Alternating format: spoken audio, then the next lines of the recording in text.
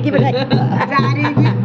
वैसे ऐसे करो, सावित्री की बधाई हो, बधाई हो, बधाई। बोलो भी, मुझसे भी बोलो, बधाई हो, बधाई, बधाई।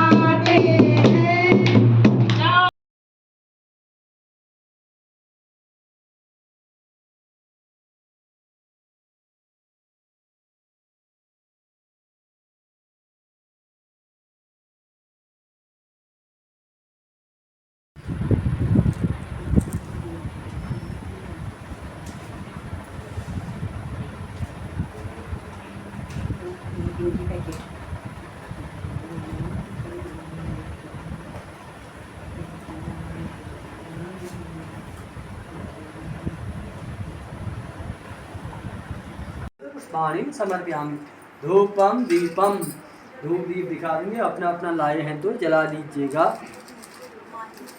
महादेवा एक दंत दयावंत चार भुजाधारी, एक दंत दयावंत चार भुजाधारी, मस्तक सिंदूर सोहे मूस की सवारी, मस्तक सिंदूर सोहे मूस की सवारी। जय गणेश जय गणेश जय गणेश। अंधी कह रही है।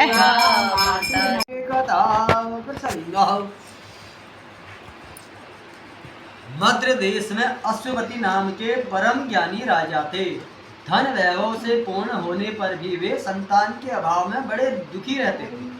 राजा ने पंडितों की सलाह से पुत्र प्राप्ति के लिए सावित्री की आराधना की। सावित्री ने प्रसन्न होकर राजा रानी को दशम देकर आशीर्वाद दिया और कहा कि तुम्हारे भाग्य में पुत्र तो नहीं है, पर मैं स्वयं कन्या रूप में तुम्हारे यहाँ जन्म लूंगी। इतना कहकर सावित्री देवी अंतर्ध्यान हो गई। कुछ समय बाद रानी के गर्भ से साक्षात सावित्री का जन्म हुआ। राजा रानी ने उनका नाम सावित्री ही रखा। सावित्री सर्वगुण संपन्ना थी, वह चंद्रमा की कला के समान नित्य प्रति बढ़ने लगी।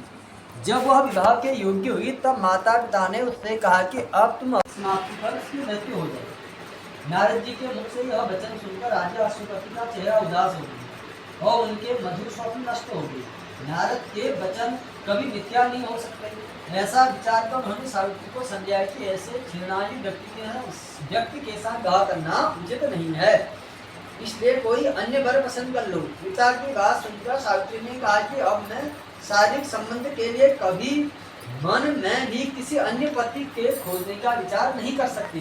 राज अश्वपति से भेंट करने के लिए आए, तभी सावित्री भी अपने लिए वर पसंद करके लौट आई। उसने आदर पूर्वक नारद जी को प्रणाम किया। नारद जी ने उसे विवाह योग्य देखकर राजा अश्वपति से पूछा कि आपने इसके योग्य वर खोजा या नहीं। राजा ने बताया कि मैंने सावित्री को वर खोजने के लिए भेजा था, वह भी लौट कर आई है और अब वही बताएगी कि उसने अपने पति रूप में किसे पसंद किया है। राजा की बात सुनकर नारद जी ने सावित्री से पूछा कि तुमने किस वर के साथ विवाह करने का निश्चय किया है। सावित्री ने परम विनम्र हो हाथ जोड़कर निवेदन किया कि महाराज, राजा द्युमत्सेन का राज्य रुक्मी ने छीन लिया है और वे अंधे होकर रानी के साथ वन में रहते हैं। उनके एकमात्र पुत्र सत्यवान को ही मैंने अपना पति बनाने का निश्चय किया है। सावित्री के ऐसा कहने पर नारद जी ने राजा अश्वपति से कहा कि आपकी कन्या ने वर खोजने में निसंदेह भारी परिश्रम किया है। सत्यवान गुणवान और धर्मात्मा है, वह रूपवान और समस्त शास्त्रों का ज्ञाता भी है। वह अपने माता पिता के समान सदा सत्य बोलने वाला है, इसी कारण उसका नाम सत्यवान है। जिस प्रकार समुद्र रत्नों की राशि है, उसी भान सत्यवान सभी सद्गुणों का भंडार है। वह सब प्रकार से सावित्री के योग्य है, वह सब बातों में सावित्री के साथ क्षमता रखता है। इतना कुछ होते हुए भी उसमें एक बड़ा भारी दोष है, जिसके सामने को काया, बाजन को गोद धरे, निर्धन को माया। बाजन को गोद भरे, निर्धन को माया। जय गणेश जय गणेश जय गणेश देवा। माता जगती पार्वती पिता महादेवा। माता जगती पार्वती पिता महादेवा। तीनन हार चढ़े फूल चढ़े और चढ़े मेवा। हार चढ़े फूल चढ़े और चढ़े मेवा। लड्डुअन का भोग लगे संत करे सेवा। लड्डुअन सावित्री के ऐसे युक्तिपूर्ण वचन सुनकर यमराज बहुत संतुष्ट हुए और उन्होंने उसे वरदान देते हुए सत्यवान को पास से मुक्त कर दिया और कहा कि सत्यवान, मैं तुम्हें निश्चय ही 100 पुत्र होंगे। चढ़ा दो। हाँ हाँ, वो सिंगानी तो हो। हाँ ठीक है, 5-7 यही हो अपने साथ।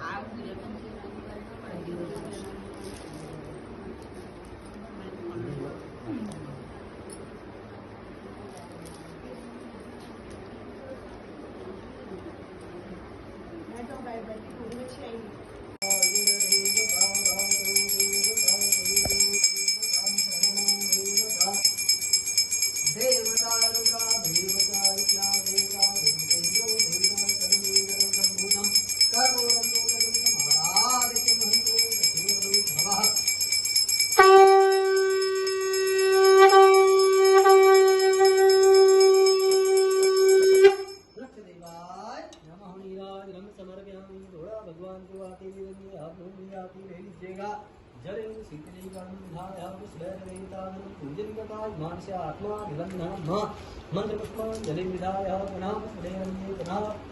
भगवान का ध्यान कर लीजिएगा। पायल भी मांग लाई, बिछुए भी मांग लाई। पैर भरे घुंघरू में मैया जी से मांग लाई। पैर भरे घुंघरू में मैया जी से मांग लाई। अटल सुहाग में तो मैया जी से मांग लाई। अटल सुहाग में तो मैया जी से मांग लाई। साड़ी भी मांग लाई, लहंगा भी मांग लाई। साड़ी भी मांग लाई, लहंगा भी मांग लाई। लाल लाल चुनरी में मैया जी से मांग लाई। लाल रंग में तो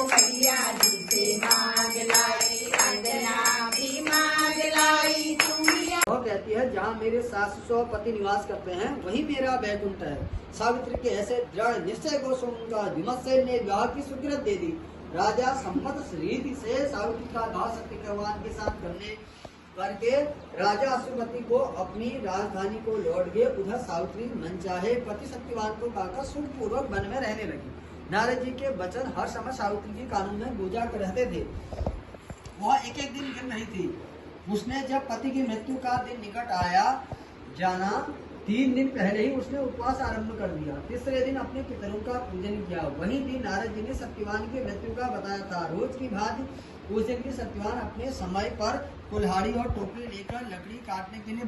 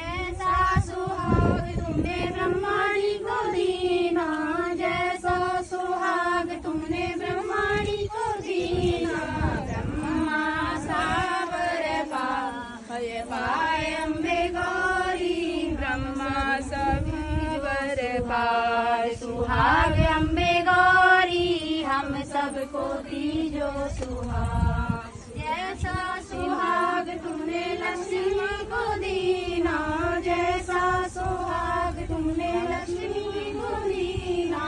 विष्णु सावर पाय पाय अम्बे गौरी विष्णु को दीजो सुहाग।